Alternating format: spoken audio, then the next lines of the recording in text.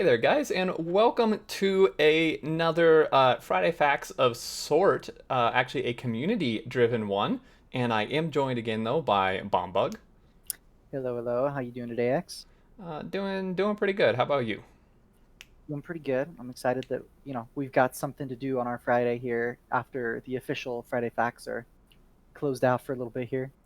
Yeah. It's felt like there was going to be a void there, but luckily, the community has taken over, and we did mention this, I think, in the last actual official Friday Facts. This might be a thing. So this was posted to Reddit. Should be pretty easy to find. It may even be stickied. But the first issue of this, the first iteration of this, is on GitHub.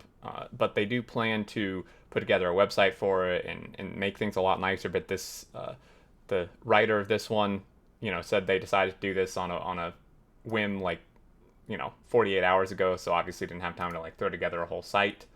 Um, so that's what we are looking at here. It's kind of rough, but I think the idea is super cool. And once they flesh it out, I think it's going to be really neat, especially because it's actually going to be community driven with just community people from the community writing sections and contributing and stuff. Yeah, it's going to be real cool. GitHub is not a bad place to start off. It's lets people submit their content, get it reviewed. People can make critiques and stuff before it actually goes in, and puts it in a plain but very readable format. So, good move on their part to not go with a huge plan of building a website right now and just start off with the content while the iron's hot. Got to strike it. Mm-hmm.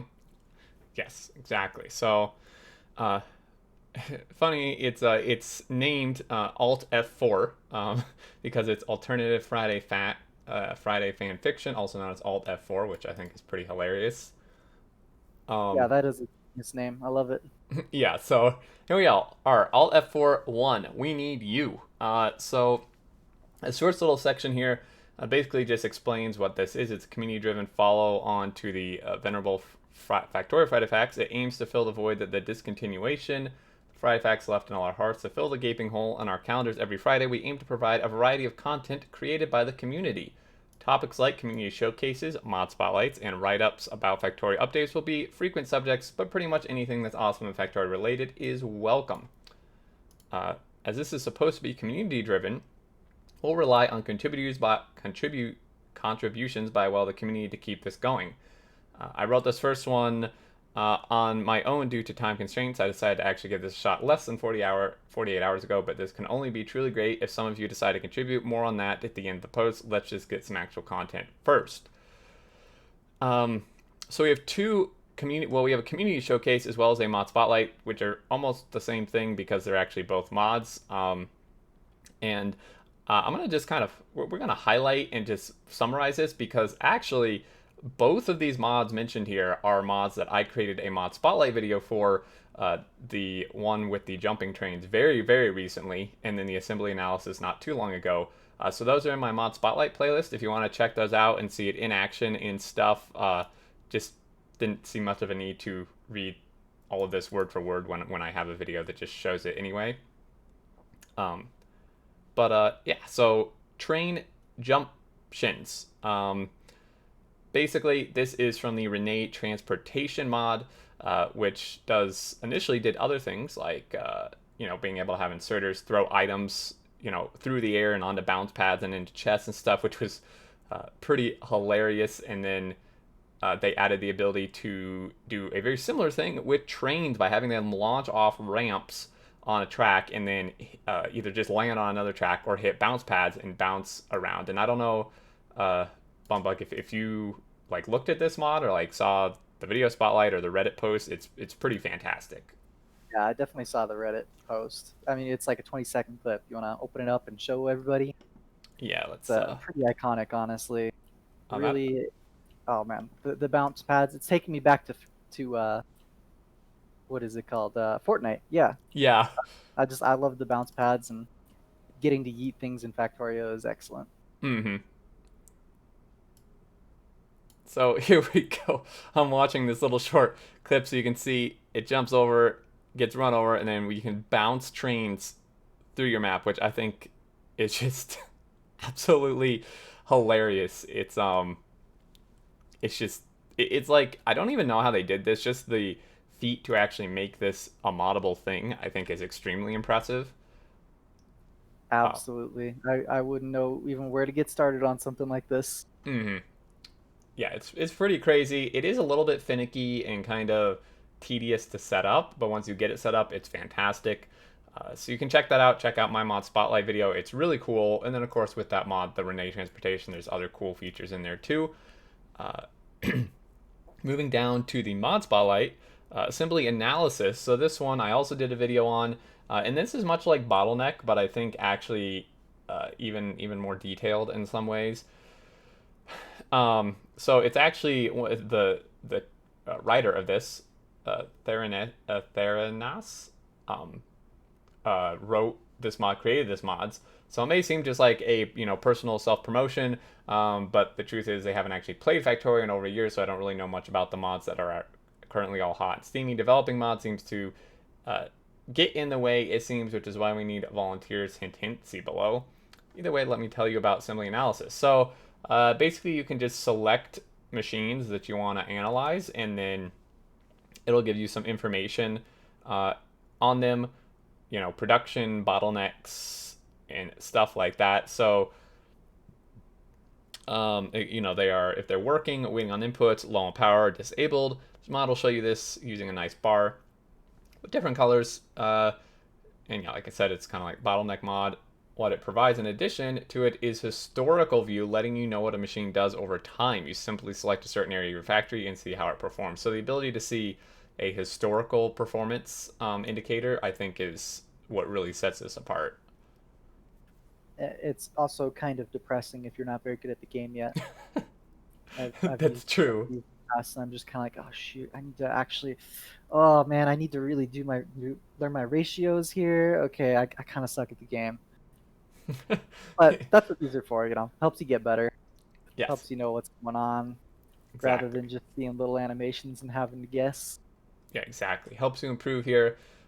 So that yeah, this is really cool. Recommend checking it out. Check out my spotlight on it, and very very good mod.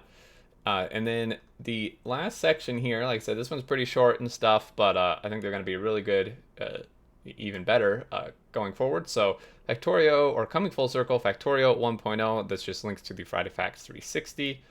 Uh, Finally, the reason why we're all here. Factorio has just been released for real. It's been a tremendous success story of the kind that only comes around every so often. I want to commend everyone involved. Wooby, first and foremost, of course, for this incredible achievement. This game is a tour de force in optimization and design that will stand the test of time for many decades to come. Bravo. Uh, Contributing. So yeah, so Factorio 1.0 launched. I mean, not too much to cover here. I mean, this is we. If you don't know, I don't know why you're even. If you don't know if it launched, then I think maybe you're watching the wrong video first here. But Yeah, uh, y'all are pretty deep into this video to just be figuring out what Factorial 1.0 is. yeah, so uh, yeah, I mean, pretty awesome, huge achievement. Like we've said what they said here. Just massive props to the devs and fantastic. So contributing. So basically, made to the end, did you enjoy what you read, learn something new and interesting? Maybe no. Then it's time to fix that by contributing to next week's edition yourself. The project will depend on input of the community. If you fancy yourself a bit of a writer or are passionate about a certain subject and want to share it all with Novice, which, by the way, is the planet where we build our factory in Factorio, we need your help. To that end, I set up a Discord through which this effort will be coordinated. Anyone is free to join. So, like I mentioned at the start, it's kind of all cobbled together. There isn't really a proper website yet, and again, the goal is to try to be a product of the community. This is not going to be my personal blog. Instead, I, alongside some other volunteers in the future, will simply try to facilitate the process of consolidating and publishing your contributions every week. So, includes mods, developing stuff, or have cool stuff to show in game, or Factorio updates and stuff. All that is welcome. So you can join the Discord and help contribute, which I think is super cool. I'm really interested to see what kind of stuff is put together in these in the future. Yeah, I think it's going to be a great place for people to gather their, sort of would-be small posts that would maybe end up on Reddit or something, and get them a little bit more attention all bundled up together here. Yes, exactly. I think it would be really nice. Bring some attention to stuff that maybe wouldn't otherwise have been seen. Um, but yeah, so this is the first of hopefully mini Community Friday facts. Uh, we hope you enjoyed that. And normally we would end. However, Bombug found a post or a post reply from one of the devs, V, in regards to Spidertron and kind of the development process of it that wasn't actually mentioned in the Friday facts. Um, and I think this is fantastic to just look over to close this out because it's pretty interesting. So, do you want me to cover this or do you want to cover this part? Sure, I'll give it a look over here. So the post here was from a user asking for one more Friday facts about Spidertron, Mm-hmm. and B didn't want to make a whole post about it on their site, so he just gave a little reply here. He starts off that there's not terribly much to say, that they decided to add it roughly at the start of June, which may sound like a long time ago, but in order to implement it, it's pretty much last minute. So the gameplay design was briefly mentioned in the Friday Facts. We wanted to have it be a proper feature, not just, well, it has legs, which is why it remained a meme up until this point. Mm-hmm. So some Friday Facts ago, they wrote about this to make people understand that it's not coming. But having written the post, it got him thinking about it one night, and it just connected to me that if it were remote controllable, they could build things using the equipment grid with a roboport or kill things with a personal laser defense. He mentioned it half jokingly because he was well aware that their to do list was already long enough, already full enough, but they did decide to add it. V was hoping that it could be a moving turret uh, to have more than just the personal laser defense when without a driver. So when he spoke about it, Twinson made it work.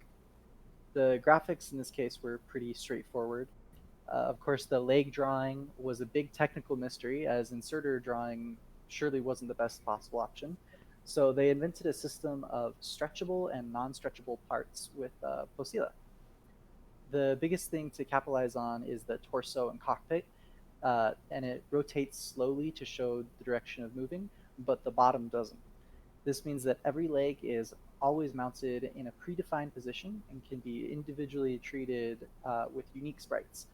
So he made every leg differently rotated, skewed, and lit by lights from a different direction, abusing Blender's group instances like crazy.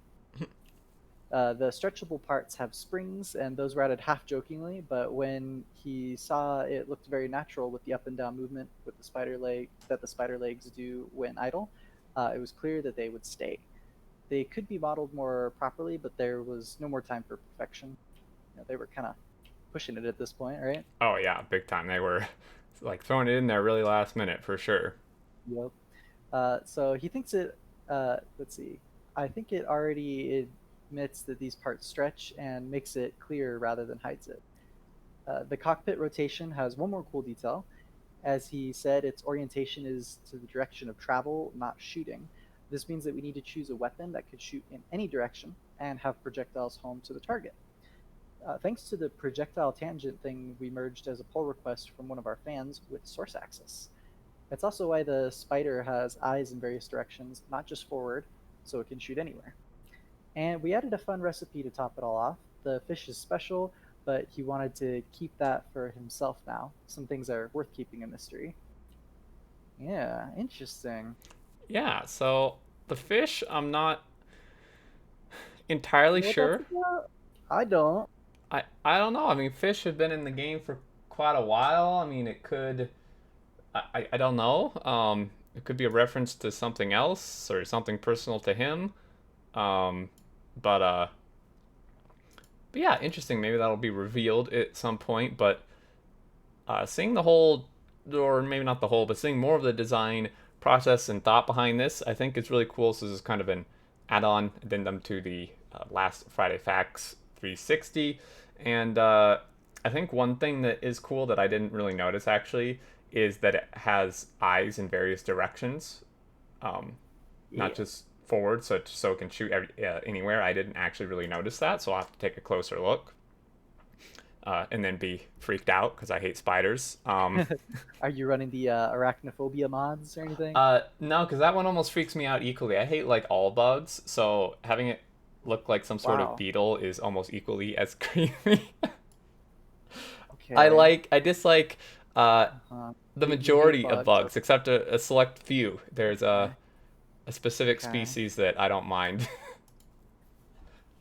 Okay. Sure. Let's move on. I feel like you've got some issues you need to work on there. But Yeah, yeah, I it's need to pretty cool. backpedal real quick here. Th- This he said that they started it off in the start of June, so they Mhm, had like 2 months to work on this, and it seems like a pretty big piece to me, mhm. especially considering all the other work that they were doing. So they really crammed it in there. Yeah, that I'm like that's why I was really impressed and so happy to see it because um, I figured they had to have been working on it fairly last minute, and on top of everything else, uh, it was pretty cool, and especially to have it turn out as well as it did. Like, I think it's actually very well put together. I think it looks fantastic. I think it acts really cool. So overall, it definitely doesn't seem like thrown together to me. Mhm. And another thing I wanted to point out too is that it's pretty interesting that some of the fans have access to the source code. He Mm-hmm. says that they did the projectile tangent. Most companies would never offer access to their source code to like anyone, right? So it's cool to see them being so open to take give access out and then actually take input on things. Yeah, that's something that is really cool, really unique. I think it is only a select few, but there are definitely a few of those people who aren't actually part of the dev team who do have access, which yeah, I think is really cool because sometimes outsiders, like in this case, can add something that will be really useful for the devs and for the game. Yeah, imagine if they didn't have that piece of code in there, would they have been able to make Spidertron work? Would we have the cool 1.0 release that we did? I don't know, man. Yeah, Having Spidertron in there was really like an awesome boost to the 1.0 release that people were super hyped for. So wow, that's yeah. I mean, this was the perfect thing to add with 1.0. They could have added other stuff, and I think this was by far the best decision. absolutely. So yeah, this was just a cool little look into it. I'm glad we took the time to explain this, and yeah, I believe that'll close out this video. Hopefully, next week, the next Friday Facts, we'll see some other cool stuff as well. And I'd like to hear what you guys think in terms of covering these community Friday Facts. I mean, I think we'll probably do it anyway, just because there really does seem to be a void otherwise. But yeah, hopefully it's enjoyable for you guys as well. So as always, leave your thoughts below. And unless you have any last thoughts, Let's see. What's your current run on Twitch? Where can we find you? What are you working on?